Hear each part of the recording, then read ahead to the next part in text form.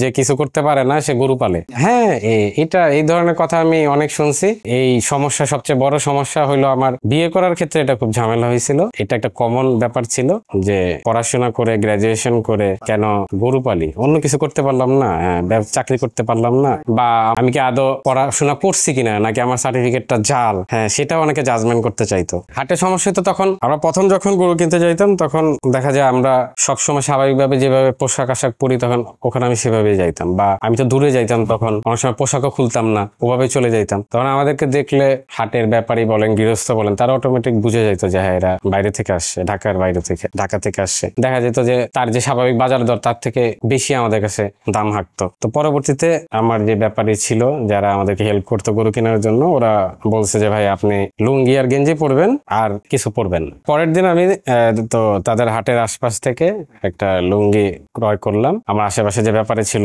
ওরা সবাই মোটামুটি পানের একটা আসক্তি ছিল তাদের মধ্যে, পান সিগারেট এটা কমন। তো আমিও শখের বশবর্তী হয়ে একটা পান নেই, ওখান থেকে একটা পান নেই, দেন তাদের সাথে খেতে খেতে বাজারে প্রবেশ করি। তখন দেখা গেল ওই দিন আমার আগের দিনের যেই পারসেপশনটা ছিল সবার মধ্যে আমার দিকে তাকিয়ে থাকা বা আমাকে জাজমেন্টের, পরবর্তী দিন সে আমাদেরকে আর এইভাবে দেখলো না। হ্যাঁ, আমাকে অ্যাজ ইউজুয়াল, হ্যাঁ সবাই যেভাবে আছে আমি সেভাবেই আছি। তারপর থেকে আমার গরু কিনতে সমস্যা হয় না। প্রথমে যেটা লাগছে সেটা হলো ডাটি জব, সবাই এটাকে ডাটি জব হিসাবেই দেখতো। আমাদের জার্নিটা শুরু হয় 2007 থেকে, 2007 এর আপনার ডিসেম্বর থেকে। প্রথমে আমি আমার নিজস্ব জায়গায় করি, দেন ওখানে একটু ঝামেলা হওয়ার কারণে জায়গাটা নিয়ে দেন আমরা এখানে সুইচ করি। তার পরবর্তী থেকে আমরা এখানেই আসি আর কি। শুরুটা আমাদের ফ্যাটেনিং দিয়ে শুরু হয়। তখন 18টা গরু, কয়েক ধাপে আমরা 18টা গরু কিনি, বিভিন্ন জায়গা থেকে কালেক্ট করি, এবং ওখানে উদ্দেশ্য ছিল কোরবানিতে বিক্রি করা। দেন আমাদের 2টা ষাঁড় আর আপনার 2টা খাসি অবিকৃত থেকে যায়। তো সেখান থেকে এগুলো আমরা আবার পরবর্তীতে সেল করি, যেহেতু নতুন। সব হিসাব নিকাশ করার পরে আমাদের 3000 টাকার মতো লাভ হয় ওই ব্যাচটায়। ওই 3000 টাকা আমার কাছে 3 লাখ টাকার মতো ছিল, কারণ আমি গরুর ব্যাপারে বা ফার্মিং ব্যাপারে তখন কিছুই জানতাম না। 2007-এ আমি মূলত তখন স্টুডেন্ট ছিলাম। তো স্টুডেন্ট থাকাকালীন পাশাপাশি আমি ছোটখাটো এই ধরনের ফার্মিং রিলেটেড বা ছোট বিজনেস টাইপের যেগুলো ছিল, কম মূলধন লাগতো সাধারণত, সেগুলো আমি করতাম। তারপরে আস্তে আস্তে ওখান থেকে কিছু বিজনেস অফ করে দিয়ে দেন আমি ফার্মিংটা শুরু করি। যে ব্যাপারটা আমার মধ্যে কাজ করতো সেটা হলো আর্নিংটা, কারণ স্টুডেন্ট থাকাকালীন আমি আর্নিং লাইফে আস্তে আস্তে আমার প্রায় একটা দীর্ঘ সময় পাড়ি দিতে হবে। তখন আমি চিন্তা করছি যে হ্যাঁ আমার ইস্টাবলিশ হতে হয়তো 20 বছর লাগবে, 15 বছর লাগবে, কিন্তু এখন থেকে যদি আমি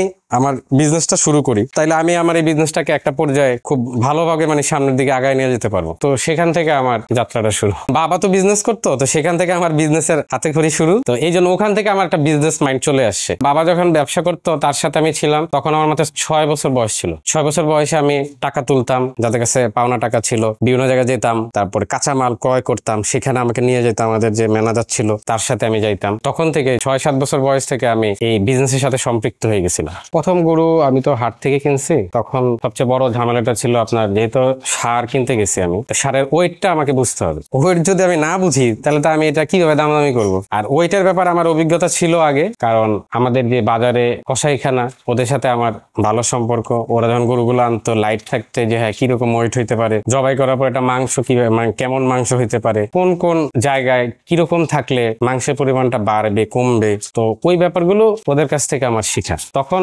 ওই অভিজ্ঞতাটা ওখানে কাজে লাগে আর কি আমার। আমি যদি দেখা যেত গ্রাজুয়েশন শেষ করে যখন জব মার্কেটে প্রবেশ করতাম, তখন দেখা যেত আমি স্টার্টিং স্যালারি হয়তো 20-25,000 পেতাম। দেখা যেত যে একটা ভালো স্যালারি আর্ন করতে করতে আমার মিনিমাম 10 থেকে 12 বছর লেগে যেত। কিন্তু আমি এখন ফার্মিং এ তো আপনার আমাদের কখনো কখনো কোনো মাসে 2 লাখের মতো আসে। হ্যাঁ, বাচ্চা, আমাদের যে বাচ্চাগুলো হয় বাচ্চা সেল করি, আমাদের কন্টিনিউয়াস আমাদের দুধগুলো সেল হয়। চাকরি থেকে অবশ্যই ব্যবসা বেটার, কিন্তু এটাকে আপনাকে বুঝতে হবে, আপনার আয়ত্তে আনতে হবে। যারা এই ফার্মিংটাকে ডাটি জব হিসাবে দেখতো, ঠিক তারাই এখন আজকে 15 বছর পরে বা 12 বছর পরে তারা বুঝতে পারছে যে না, এটা ডাটি জব না। এবং অনেক ক্ষেত্রে তারা এটাও বুঝতে পারছে যে হ্যাঁ, একটা গরু লালন পালন করাও এত সহজ না, এখানে অনেক কিছু শেখার আছে। হ্যাঁ, যে একটা গরু কিনলাম, বাজার থেকে নিয়ে আসলাম, পারলাম, দুধ দিল, বিক্রি করলাম, ব্যাপারটা এরকম না।